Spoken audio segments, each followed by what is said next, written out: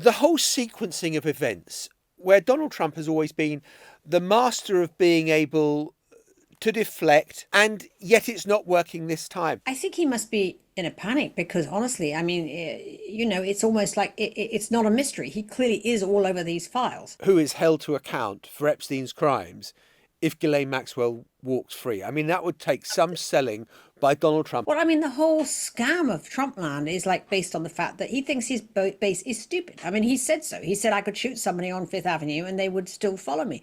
It's all been based on that. They're just supposed to believe whatever garbage, he siphons out of his rectum, quite honestly. Tina Brown, absolutely fabulous to have you back on the News Agents. Thank you so much. Look, I want to talk about where the story is right now in just a moment. But maybe we could start with the fact that when you were editor-in-chief of the Daily Beast, you were one of the first news organisations to start investigating Epstein.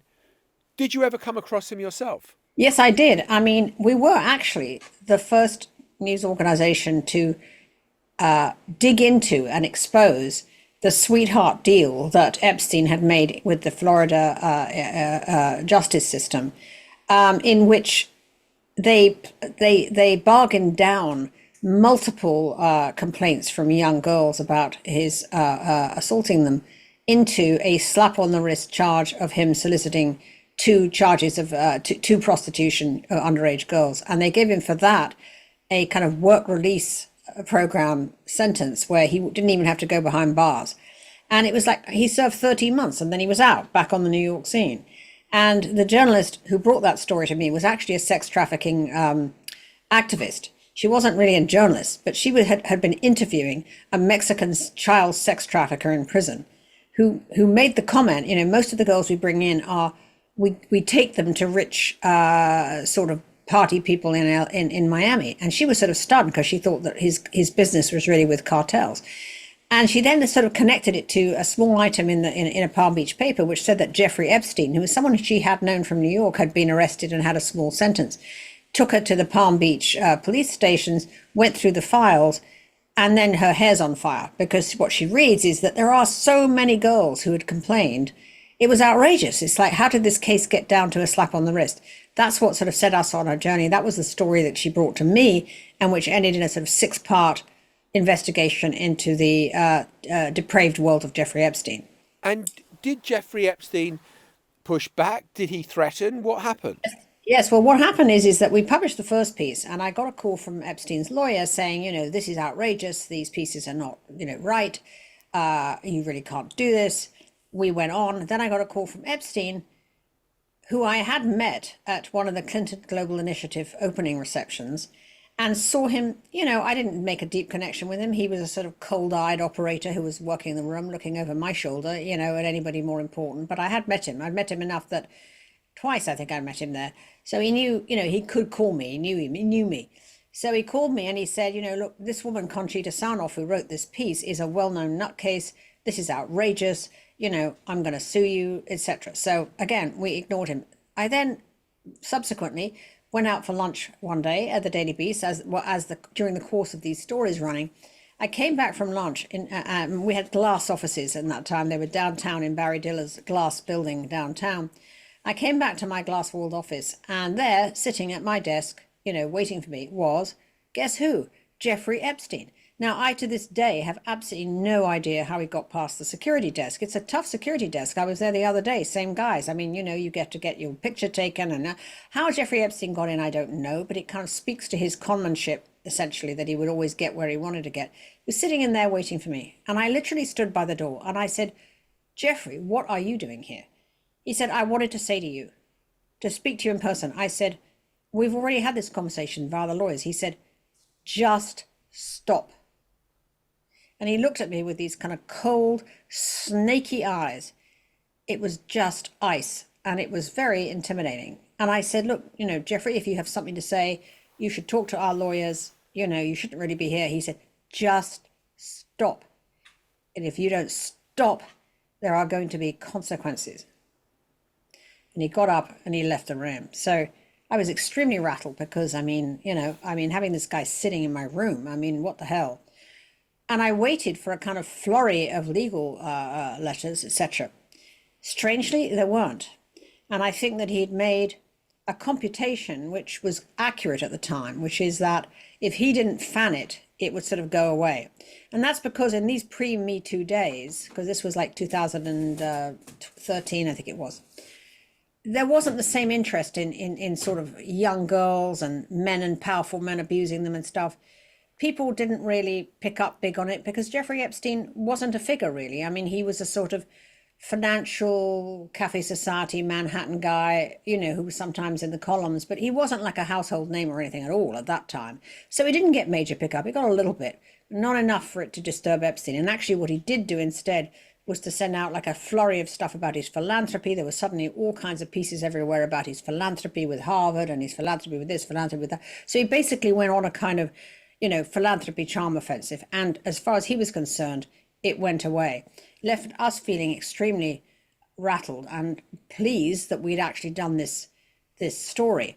The irony is that about 6 weeks later, I get this phone call from a New York publicist called Peggy Siegel, and she said, Tina, I want you to ask you to a great dinner we're having, and I'm sure you're going to want to come. And I said, oh, who's coming, Peggy? She said, well, it's for Prince Andrew. And I said, oh, really, where is it? She said, it's at Jeffrey Epstein's house. She said the other guests are Woody Allen, Charlie Rose, and George Stephanopoulos. I mean, Woody Allen and Charlie Rose and Jeffrey Epstein and Prince Andrew. So I yelled, and somebody the other day reminded me, because he was in the next desk, I literally yelled into the phone, what is this? The Predator's ball? Are you out of your mind? Am I going to come to this dinner party? And I was so outraged.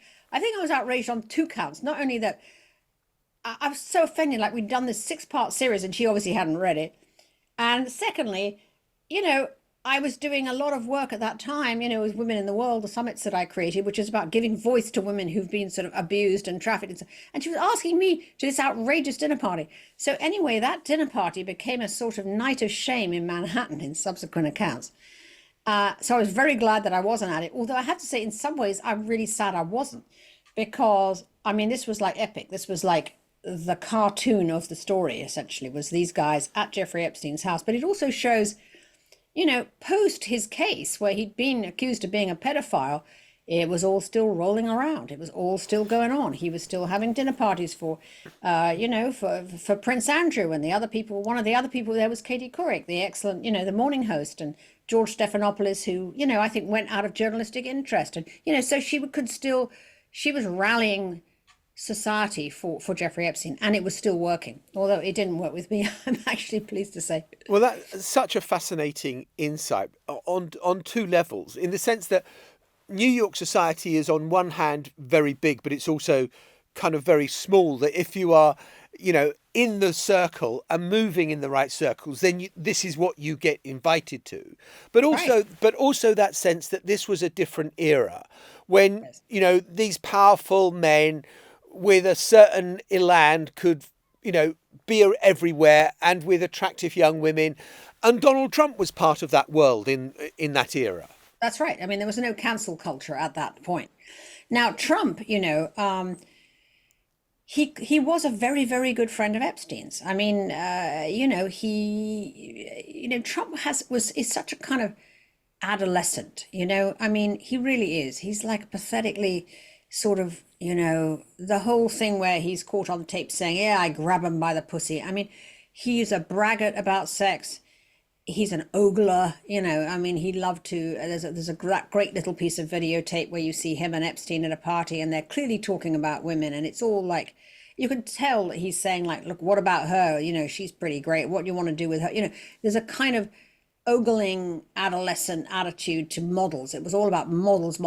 They were at like the Victoria's Secret shows together, and there was actually a big model culture in New York in the 90s. I mean, I remember very much that, people I knew who had clubs and things, it was always about, well, we just got to get like 20 models in and then we'll launch the club. So some models and having them in the clubs as kind of bait for the rich guys was very much a thing in the 90s, actually. And Trump was very much part of that. He just loved models. Look, he married one, So, that was his scene. So then we go to today, because that is such a vivid picture that you paint. And I'm trying to understand the whole sequencing of events where Donald Trump has always been the master of being able to deflect, to distract, to make people look somewhere else than where he wants them to look. And yet it's not working this time. Why doesn't Donald Trump just say, yeah, of course my name's in the Epstein files. I was a mate of his but I didn't do anything wrong. I just don't understand how the White House is getting this so wrong at the moment. Well, I know he's in a panic for the first time, really, because I wrote a piece in my Fresh Hell Substack called Orange Lotus, which is about how Trump sort of has always structured the presidency thus far as a series of shows that he rolls out new episodes, new seasons. It's going to be bombing Iran, then we're going to do tariffs, and then when we're all bored with tariffs, we're going to meet for this. So he's great as being a kind of literally the ultimate showrunner of his presidency. This is an episode he didn't write. This is an episode he didn't want. And he has always said, yeah, sure, I knew Epstein, a bit, but he was a creep. I threw him out of my club for going after a girl who was the daughter of one of my friends. So that has been his position thus far. I think he must be in a panic because honestly, I mean, it's almost like it's not a mystery. He clearly is all over these files. And I'm not quite sure why he didn't think more clearly about that, about what was going to happen if these files were ever released. Because, they've all spent, he and his supporters and his podcast army, have spent years building up this kind of notion of a rampant network of global liberal pedophiles, which seems to be kind of a core belief system, essentially for the sort of from QAnon to the kind of MAGA extremes. They are obsessed with this issue of like a global elite and pedophiles. And so he's let that rampage on because it suited him so well. But now the crazy podcasters, unfortunately, he's appointed them to the Justice Department. And I mean, that's what happens when you get, people who've never done anything serious in their life are suddenly like in the Justice Department, in the FBI. They haven't changed. They're still foaming about these conspiracy theories. And they've got their own credibility, their own audiences. I mean, Dan Bongino, who's the deputy FBI director. I mean, he had a podcast, he had millions of followers, he was making a fortune. Now he's been recruited to be the deputy FBI director. He's earning like $133,000 bucks a year. He said, in an interview on Fox, in a kind of whining tone, they're like, yeah, I have to work so hard. I get up these days at 7:30 in the morning and stare at these white walls. And you think, yeah, that's kind of called having a job. You remember all those people that Doge fired? I mean, those, public servants, kind of was their life for a great deal of time, paid 133,000. But for him, it's like, this is just an awful life I'm leading. I much preferred what I was doing before, fulminating away and throwing out rubbish that had no facts attached. And then he actually said, like, well, I'm now in an evidence-based world. I thought, yeah, that's right. You're in the FBI and you're in an evidence-based world. So he can't do it anymore. And they're in such a bind, these people, because this is what they've spent their lives doing, is spewing out absolutely unsubstantiated facts. And they have their own credibility to think about in their realm of podcasting followers. I mean, I think Dan Bongino is half out the door. I mean, he's one who want to return to that world where he could sit there bloviating, in his basement and getting a fortune. But it's like a morality tale in some ways, isn't it? In the sense that, look, these people, Dan Bongino, Kash Patel, the director of the FBI, Donald Trump himself, have kind of made their careers on creating conspiracy theories, which are virtually impossible to kill off.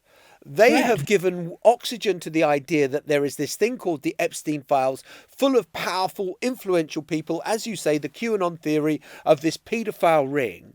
And suddenly Donald Trump's name is on it. And they want to say, there's nothing to see here, move on.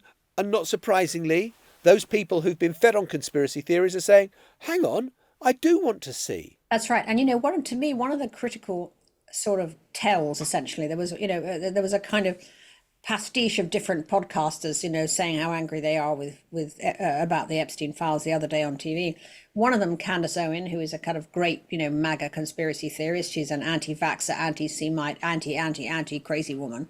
She actually says in a sort of injured tone, on the podcast, it's almost as if Trump thinks we're stupid. To which I wanted to say, you think that you really think that Trump all this time might not have taken his base seriously. Well, I mean, the whole scam of Trumpland is like based on the fact that he thinks his base is stupid. I mean, he said so. He said I could shoot somebody on Fifth Avenue and they would still follow me. It's all been based on that. They're just supposed to believe whatever garbage, he siphons out of his rectum, quite honestly. And now they're going like, well, it's almost like he doesn't think we're important. He doesn't, but now he's caught because in a sense at this moment, does he own MAGA or does MAGA own him? Well, it's such an interesting question. Do you think this represents a threat to him? I think it's the biggest threat because I definitely think it's at the very least, look, the polls show that there is a big drop of approval in him as regards the Epstein matter, but not as regards to is Trump doing a good job as president. They're still absolutely with their man, with Trump. It could greatly suppress enthusiasm at the polls in the midterms.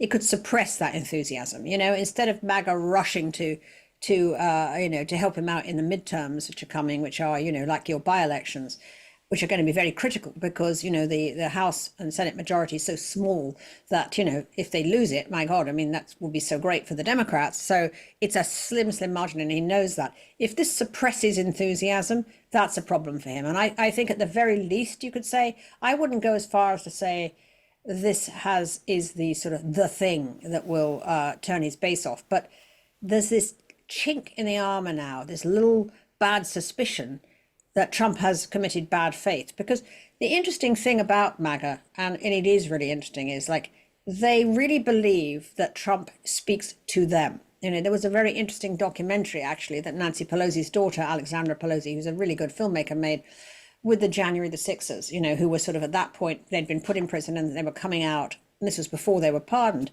And she interviewed a great many of them, and she expected them to say, you know what, like, he wasn't there for me. I went to prison. What, where was he? Nowhere.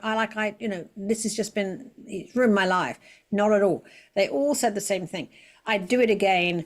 He speaks to us. We never have had a politician before who understood our whole way of thinking. He's our guy. So they have this sense. I mean, Trump has gave them the sense that they were special. Finally, they were finally understood, valued, and validated by a politician, whereas all the liberals had always discarded them, looked down on them, and condescended to them.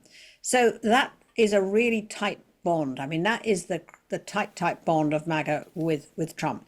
So I would say this is the first thing that's put a chink of suspicion in their minds. It's like, did he commit bad faith towards us? So it's not good for Trump.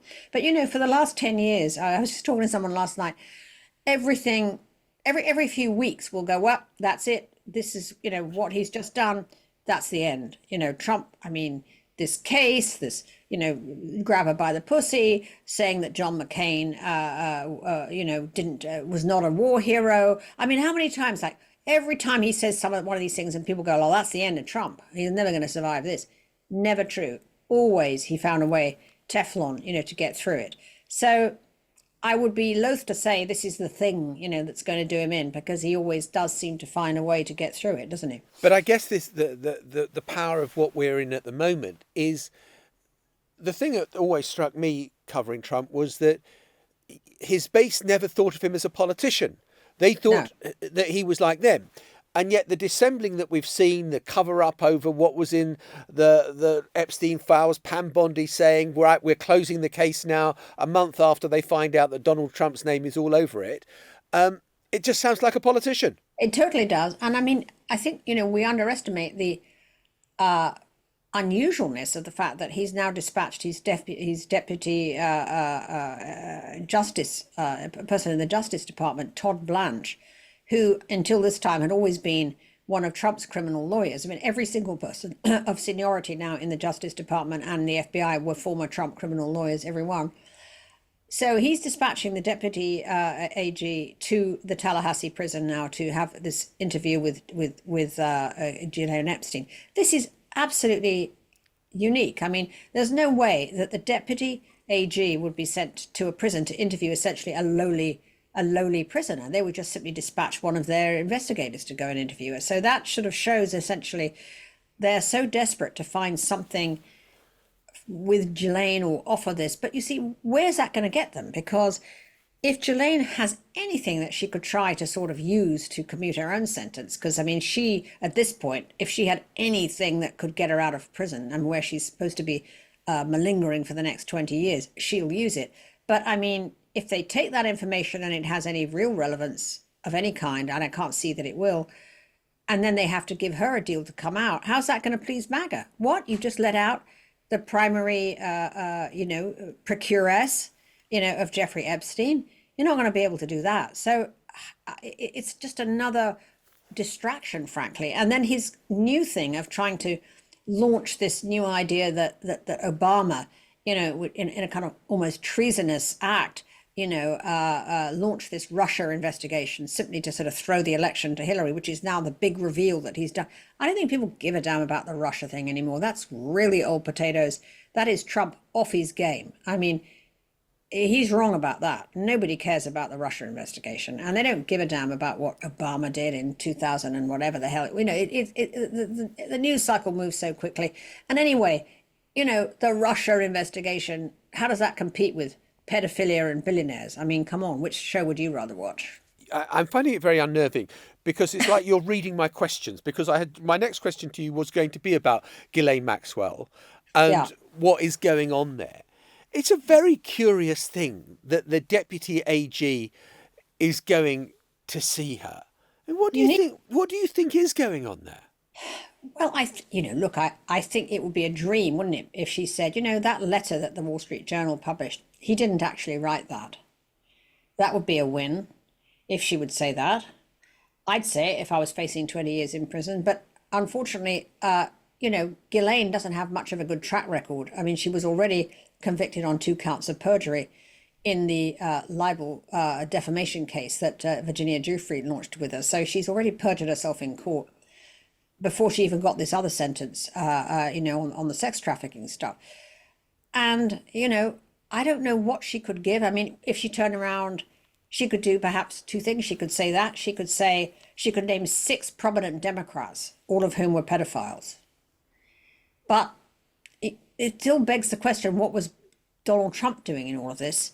And it isn't going to get them prosecuted. I mean, you have to have more than her just blowing off steam and saying, it was actually all Bill Clinton and Bill Gates and whoever she says that she's got.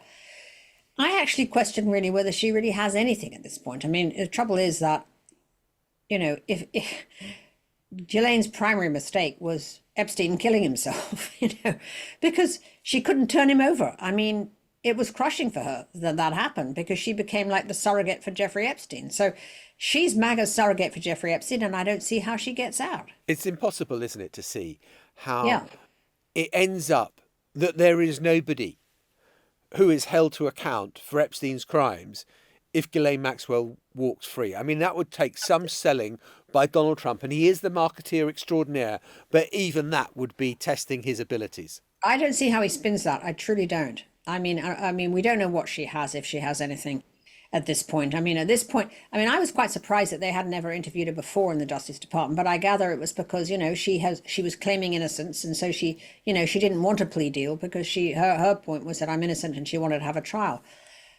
I mean, she's made many, many mistakes. I mean, I would have thought that giving up anything she could would have been a way to, but, once he was dead, who have you got?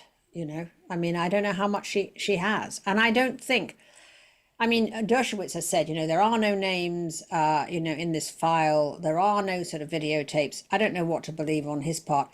I think it's highly unlikely. I mean, I haven't met anyone who knew a lot about Epstein who thinks that there is this, quote, list of names. I mean, I don't think that Jeffrey Epstein, the way he moved and rolled, I don't think he had a kind of a list which said, Bill Gates, this is what he likes to do, with 5-year-olds, and Bill Clinton, this is what he likes to do. He didn't work like that. I mean, it was all sort of subterfugal, if there's such a word, like money, a mix of money laundering and money hiding and sexual, transgressions, and the mix of the two. And it was all such a mix with Jeffrey Epstein. And a lot of times, people tend to assume anybody mixed up with him was sort of a pedophile. Well, it just wasn't true. I mean, he had all these other games going on. I mean, he would basically use anything he had against people to get what he needed. And sometimes it was sex, sometimes it was hiding their money, sometimes it was deals that he brought to them.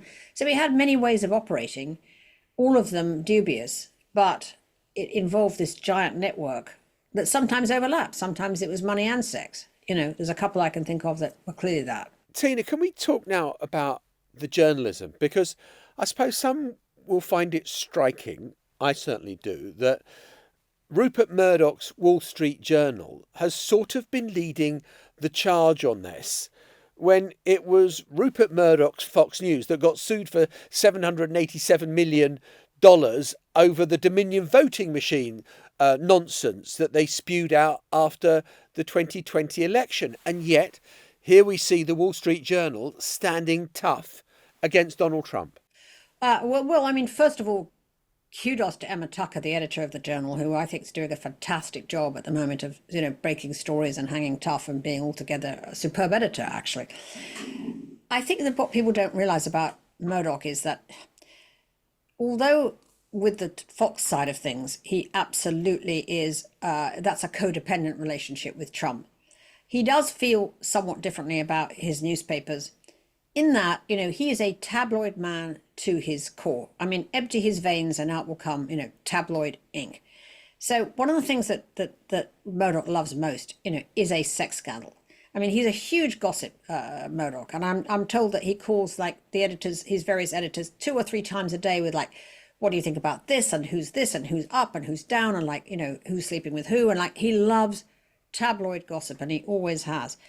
Murdoch doesn't have it in his DNA to reject or kill a story as good as this one, which is a porny doodle by the President of the United States in a birthday book about Epstein, which sort of incriminates him and makes him look ridiculous. Because, Murdoch's long 70-year career essentially has been about embarrassing celebrities and powerful people, and in somehow using that power that he has to embarrass as part of his leverage of power.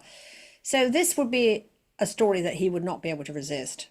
And so he's said, go ahead and publish it. And I don't think for 1 minute that Trump's hysterical lawsuit that he's launched for, what is it, 64 billion or in some insane, preposterous number. I don't think that Murdoch in this instance, I don't think he's going to pay him a dime. And I think he's, at this point, he's a grumpy old crocodile. He's 94. And he cares. I mean, at the end of the day, for him, he's got what he wanted out of Trump. And I think, people forget that in the first term, he was he wanted to offload Fox to Disney. And that would have required, Justice Department approval of a merger. So in last term, he actually needed something from Trump. He managed to do exactly that. He did offload Fox in an unbelievable deal where he kind of snaffled Bob Iger, the head of Disney, into paying an outrageous amount of money for Fox that was way over the market value of it, just before COVID happened, the Disney parks closed, the writers' strike, the streaming meltdown. It was a perfectly timed offload, which has left Disney in terrible debt to this day. And it was like the worst deal that Iger ever did in his life, and the best deal that Murdoch did in his life. So he kind of smacked his chops at that. And he hasn't got a deal he's trying to do like that at the moment. And I mean, frankly, after the midterms happen, these by-elections that are so important, which will happen in next year, he's a lame duck, Trump, actually. I mean, he may be really powerful and can do really vindictive things. There's only another 2 years of him, though.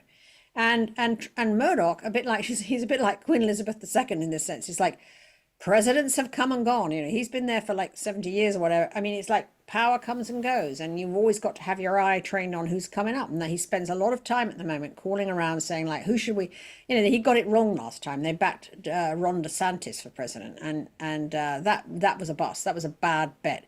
So he's now looking for, like, should they be, cultivating J.D. Vance? Should they be cultivating Tucker Carlson, his former Fox News host, who he's now totally at odds with and fired? That wouldn't bother Murdoch, though. He's so pragmatic, So that's really why I think that he doesn't really care. And I don't think that this time, because, what Trump has just been able to do with the media is unbelievable. I mean, he's extracted $36 million out of CBS for this completely frivolous lawsuit that he launched to say that the tape of an interview with Kamala Harris had been edited in her favor. I mean, there was just no case. I mean, if it had gone to court, there's no way that he would have won. But CBS is desperate to sell to the Skydance studio owned by Larry Ellison's son, David, and they're trying to get this deal done. And essentially, he's got his foot on the neck of the Redstones, and he's saying, unless this money's paid up, you don't get to do your deal. And they paid, which is a stunning thing, really, when you think about it. And I sometimes question, like, why do these people who like the Ellisons, Ellison is now the second richest man in the world. I mean, is there nothing you're going to stand up for here? I mean, are you just going to pay out to what is essentially a shakedown? But they did. I mean, that is the striking thing, that when you look at the United States today and 8 years ago in the Trump first term, is the sort of capitulation, it feels like, of the media, of the Fourth Estate, to stand up and speak truth to power. And whether it be the Washington Post or whether it be other outlets, you've mentioned CBS, we could mention ABC and their settlement with Trump and the like. It goes on and on and on. They've absolutely capitulated, as did, the big law firms at the beginning. I mean, the first, law firm shakedown was for Paul Weiss, which is the most esteemed law firm, in the United States. And Brad Karp, the CEO, literally agreed to the same shakedown. And I mean, what is kind of gratifying is that other law firms, smaller law firms, have actually stood up to Trump on this one. And interestingly, Brad Karp, who thought that he was protecting his business, if I don't do this deal, which basically says you cannot have any business with the government, if you don't give us this free pro bono work in favor of anything Trump wants. He thought that was a way to keep the deals and keep his business. And in fact, what's happened is a great many very good lawyers have left, sort of in disgust. And he's now realized that he made a huge mistake, because the first words in his obituary is going to be that he was the guy who just capitulated. So that's kind of pleasing, that Brad Karp, I keep being told Brad Karp is really miserable, to which I say, good. I mean, he rolled over in a disgraceful fashion. And, let him sit there and contemplate, that he's a fallen god. But Tina, when I was with you kind of a couple of months ago, when you were having your brilliant Truth Tellers conference in London, and we were talking about the future of journalism in this environment, and we were talking about the wonderful rise of Substacks, and you write your own Substack, which is, absolutely excellent. And there are a lot of other journalists doing great stuff out there. But actually, for all these wonderful independent kind of one man and a dog journalists out there, it takes some money and strength to write a story like the Wall Street Journal has written, where the legal action that might flow from it requires incredibly deep pockets. And so is the future Rupert Murdoch? Well, I mean, right now, we're depending on him, actually, on this lawsuit. So let's hope he stands tall, which would be one of the hugest ironies. And I mean, Murdoch himself, who pulls off coup after coup in the say that Trump does. I mean, maybe like as he kind of croaks off into the ether, the last thing he will have done will have been something good, which will affect the way he's viewed. Because frankly, after the phone hacking and after the Fox News case, I mean, talk about a reason to be cancelled. Which of course he never was, because he's, billionaires are never cancelled. They're too big to be cancelled. They ride around in golf carts, getting obeisance wherever they go. So it is ironic that we're sort of dependent on him at this moment. What has become a huge blow, I think, to journalism, because we're in an absolute crisis now, because with all of these corporations that own media and have the pockets, have all of these conflicting interests. So, like Jeff Bezos, who did a pretty good job in the first 5 years of his stewardship of the Washington Post. He's got so many issues before the government that require government, sign off, that he just isn't going to take any risks. And that is true, as we saw with the Ellisons, because they want to make this deal. And, none of them think that the journalism is more important than, making their deal. So you have to write off, essentially, anyone owning media who has these conflicting interests. Right now, it's basically the New York Times, who have no conflicting interests. They simply are, a big family fortune who stands behind the New York Times. They don't have issues in front of the government, so they can stand firm. You have Reuters News, which, thanks to David Thompson, the great, Thomson Reuters chairman in Canada, he stands behind journalism. Actually, Laureen Powell-Jobs, widow of Steve, has proved to be a very stalwart owner of the Atlantic, who've done such great work. Again, she's just an individual who happens to have the bone, the character to stand behind. But this is what we're dependent on. There was a big flurry for a time of thinking, okay, so, the model is broken for journalism. We're going to go with foundations. Foundations are the answer. But Trump has now torpedoed that by threatening the universities, for instance, with taking away their tax exempt status as foundations. So if these foundations lose their tax exempt status, that's the end of that, right? They're not going to be funding journalism. And further, there are people who kind of feel by giving, even sort of kind of billionaires who kind of believe in the free press and think it will be good, they don't want to be sort of seen to be funding something that is so antipathetic to the president, because, they all dread one word, audit. They hate the thought of being audited. So it's a multi-front war on journalism at the moment. I likened it in Fresh Hell this week to feeling like, the captain, who has survived the Titanic, sitting in the lifeboat going is anybody alive out there? It's like, what are we going to do? Because between the squeeze of AI and the kind of, robber baron attitude of the tech Silicon Valley, and the cowardice of the corporations, and the fear of the nonprofit status being removed from founding, who are we going to depend on? We've got to just find a few brave billionaires. That's it. Instead of a few good men, maybe we need a movie called A Few Brave Billionaires. Don't know where they are, but let's put the call out. Tina Brown, it is always a pleasure and enlightening, and kind of the colours shine brighter having spoken to you. Thank you so much. Thank you, John. The Newsagents. This is a Global Player original podcast.